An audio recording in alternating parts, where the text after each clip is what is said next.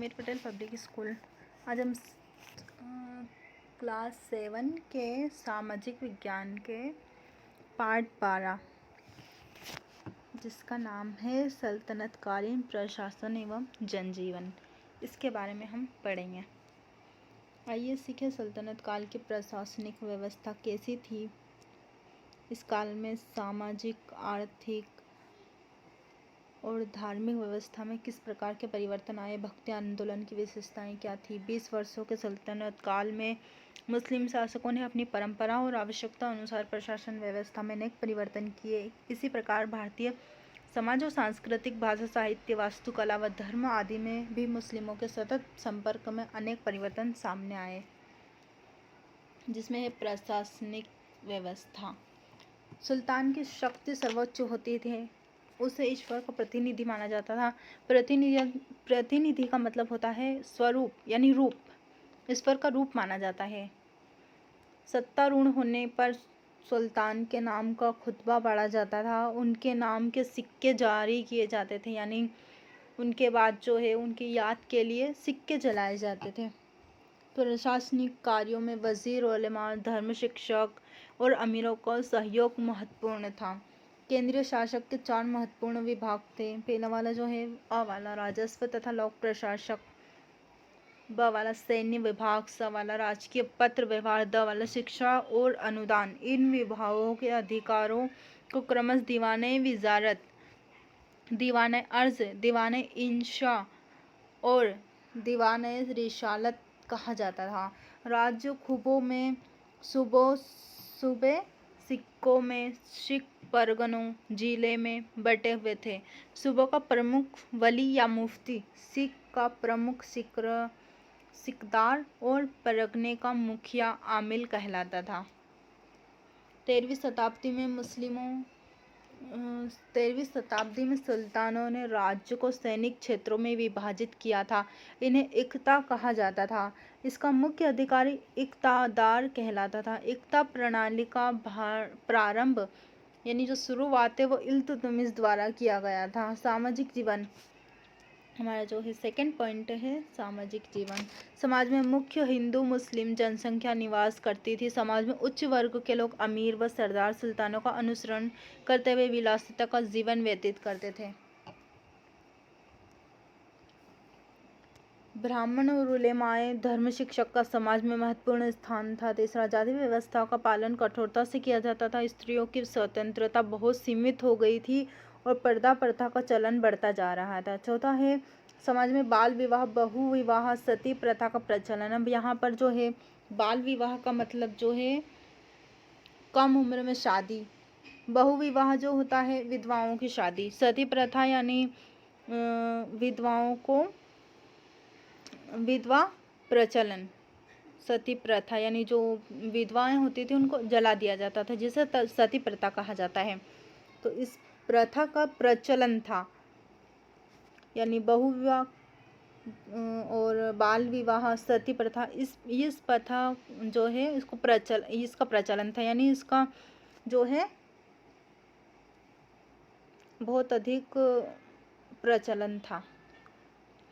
पांचवा है मुस्लिम सुल्तानों में दास गुलाम प्रथा का प्रचलन था, यानी रिवाज, प्रचलन का जो है असली मतलब जो है रिवाज था, प्रथा का रिवाज था। उनके पास बड़ी संख्या में दास होते थे। कहा जाता है कि फिरोज शाह तुगलक के पास 1,80,000 गुलाम थे। मोरक्को के यात्री इब्न बतूता ने अपने वर्णन में हिंदुओं द्वारा किए जाने वाले आतिथ्य सत्कार की प्रशंसा की, यानी तारीफ की। आर्थिक व्यवस्था, सल्तनत काल में ग्रामीणों के आर्थिक जीवन में कोई परिवर्तन नहीं आया। इनका मुख्य व्यवसाय जो था वो पूर्व की तरह कृषि था। इनके जो पूर्वज करते थे कृषि, वह था इनका काम। दूसरा है नगरों में व्यापार बहुत उन्नति कर रहा था। भचोड़, खंबात, मुल्तान, खलनोती, सुनार गांव आदि प्रमुख नगर व बंदरगाह थे। शिल्पकार अपने शिल्प के अनुसार नगर के अलग अलग भागों में रहते थे। जैसे सारे सुनार एक बस्ती में, लोहार एक बस्ती में, जुलाहे एक बस्ती में रहते थे। वस्तुओं को हाट बाजारों के माध्यम से खरीदा व बेचा जाता था। दिल्ली व्यापार का प्रमुख केंद्र था। दिल्ली जो था वह व्यापार करने के लिए केंद्र था, जहां देश के विभिन्न भागों से सामान जाता था। भारत में जल थल दोनों मार्गों से विदेशी व्यापार पनप रहा था। निर्यात की मुख्य वस्तुएं निर्यात यानी जो भेजी जाती थी वो वस्तुएं हैं सूती व रेशमी कपड़ा, जड़ी बूटी, धातु के बर्तन, हाथी दांत की वस्तुएं आदि। कांच के बर्तन व घोड़ों का आयात किया जाता था। आयात यानी बुलवाना सामान, और निर्यात यानी भेजना, और आयात यानी आने वाला सामान। अब छठा पॉइंट जो है वो राज्य की आय का मुख्य साधन भूमि कर था, जो उपज का 1/2 या 1/3 भाग था। इसके अतिरिक्त चुंगी कर, सिंचाई व खनिज संपत्ति, मकान कर, तीर्थ यात्रा कर आदि राज्य की आय के अन्य साधन थे। हिंदुओं और अन्य गैर मुस्लिमों से जजिया कर व मुसलमानों से ज़कात नामक कर लिया जाता था। इब्ने बतूता ने दिल्ली का वर्णन करते हुए लिखा है कि दिल्ली सबसे अधिक सुंदर नगर था। देश के सभी भागों में दिल्ली नगर से सामान आता था। सुल्तानों द्वारा चांदी के टंके व तांबे के दरहम नामक मुद्रा चलाई जाती थी। यानी ये जो दो नाम हैं, तांबे की दरहम और टंके, ये दो मुद्राएं होती थी, ये चलाई गई थी। भाषा, साहित्य एवं विज्ञान। फर्स्ट है प्राथमिक शिक्षा केंद्र पूर्ववत मंदिर व मस्जिद होते थे। कुछ स्थानों पर प्राथमिक विद्यालयों की स्थापना की गई थी। उच्च शिक्षा के लिए टॉल यानी महाविद्यालय व मदरसों की व्यवस्था होती थी। केंद्रीय स्तर पर फारसी भाषा का प्रयोग होता था, जिसके प्रभाव में भारतीय भाषाओं में भी फारसी के बहुत से शब्दों का प्रयोग होने लगा था। हिंदी और फारसी के सम्मिश्रण से इस काल में एक नई भाषा उर्दू का जन्म हुआ, जो पारंपरिक बोलचाल की भाषा बन गई थी। उर्दू भाषा का व्याकरण हिंदी की तरह ही है, किंतु इसके शब्दकोश में फारसी व हिंदी भाषाओं के शब्द के लिए किए गए। इस काल में क्षेत्रीय भाषाओं के विकास हुआ, जिनमें उत्तम साहित्य की रचना हुई। कुछ हिंदू राज्यों जैसे विजयनगर के राज दरबार में संस्कृत भाषा का प्रयोग किया जाता था। संस्कृत ग्रंथों के अनुवाद भारतीय भाषाओं के साथ साथ अरबी व फारसी भाषाओं में भी होने लगे थे। कागज का प्रचलन बढ़ने में अनेक प्राचीन ग्रंथों का पुनः लेखन हुआ। इस काल में प्रसिद्ध दार्शनिक व साहित्यकार अमीर खुसरो ने अपनी रचनाओं में उर्दू, फारसी व हिंदी भाषा का प्रयोग किया। वे पहले ऐसे मुस्लिम लेखक थे जिन्होंने सर्वाधिक रचनाओं में हिंदी लेखक भाषा का प्रयोग किया। इस काल के प्रसिद्ध कवि लेखकों में निम्नलिखित ग्रंथों की रचना की। आइए यहाँ पर देखते हैं।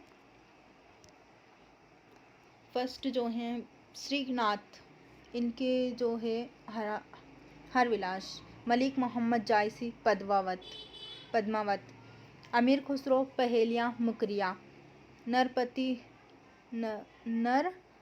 नलही, इनका है बिसलदेव रासो तथा खुमान रासो।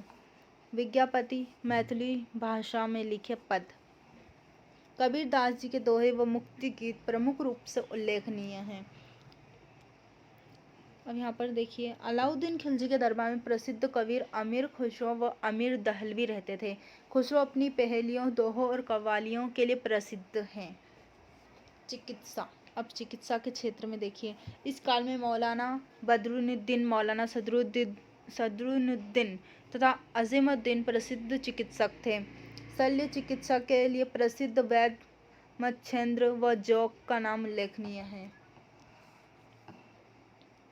बर्नी में अपनी पुस्तक तारीख फिरोजशाही में चिकित्सकों व खगोल शास्त्रियों की एक लंबी सूची प्रस्तुत की है। वास्तुकला। तुर्क और अफगानों के आगमन के साथ फारस और मध्य एशिया वास्तुकला की नई शैली भी भारत आई। प्राचीन भारतीय वास्तुकला शैली, इस नई शैली के सम्मिश्रण से वास्तुकला के एक नवीन रूप का विकास हुआ। नुकीले मेहराब और गुंबद तथा ऊंची संकरी मीनारें इस काल की वास्तुकला की महत्वपूर्ण विशेषता थी।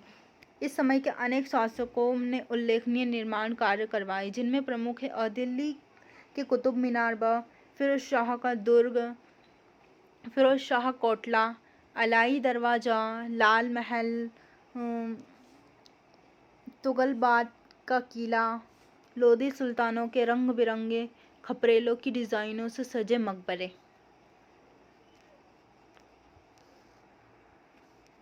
अब जौनपुर के शासकों द्वारा बनवाई गई अनेक मस्जिदें और मालवा के शासकों द्वारा मांडू की पहाड़ियों पर सुंदर राजमहल बनवाए गए।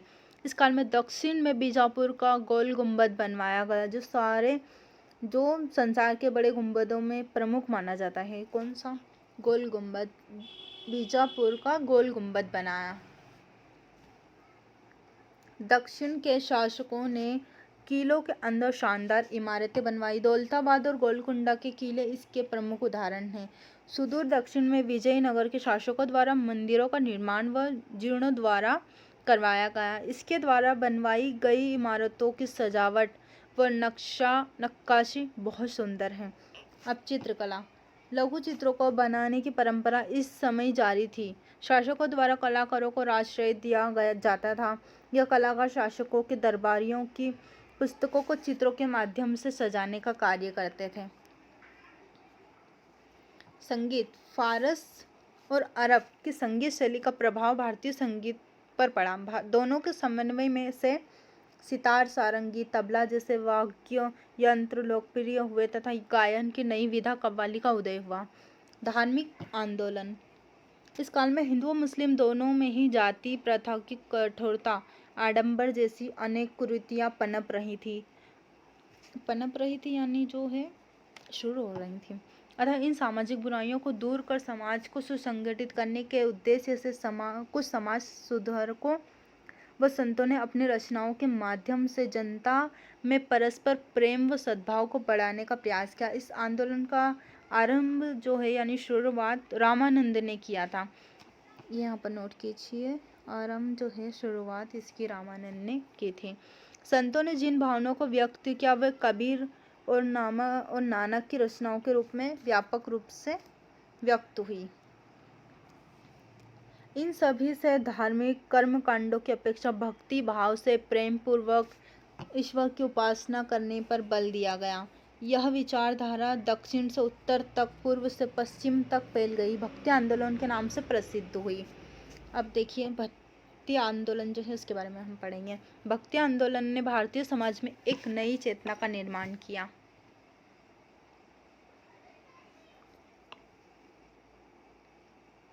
यह आंदोलन जन सामान्य में बहुत लोकप्रिय हुए क्योंकि इस आंदोलन के सभी संतों द्वारा अपने उपदेश पद व गीतों में स्थानीय भाषा का प्रयोग किया गया था। भक्ति आंदोलन के सूत्रधार आलवार और नयनार संतों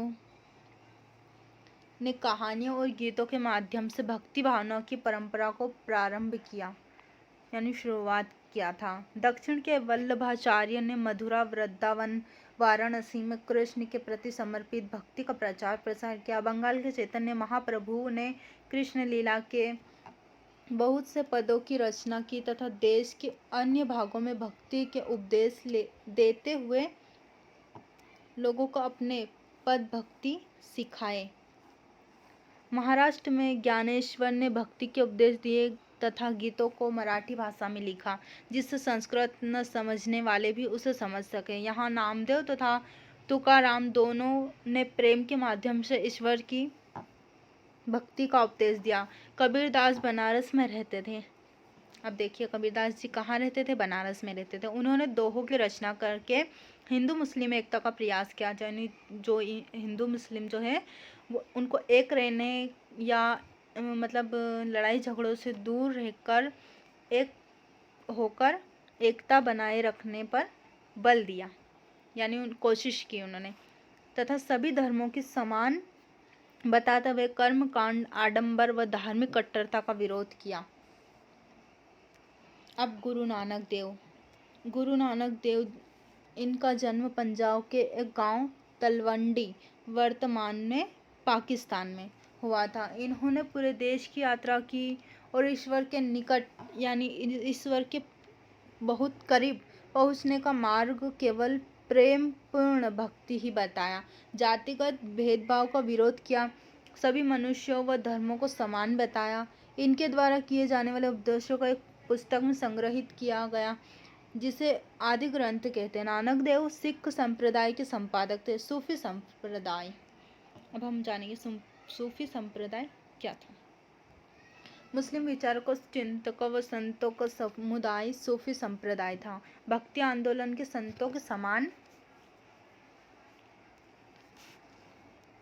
ही सूफी संप्रदाय के संतों ने ईश्वर के निकट पहुंचने का मार्ग सच्ची भक्ति व प्रेम बताया।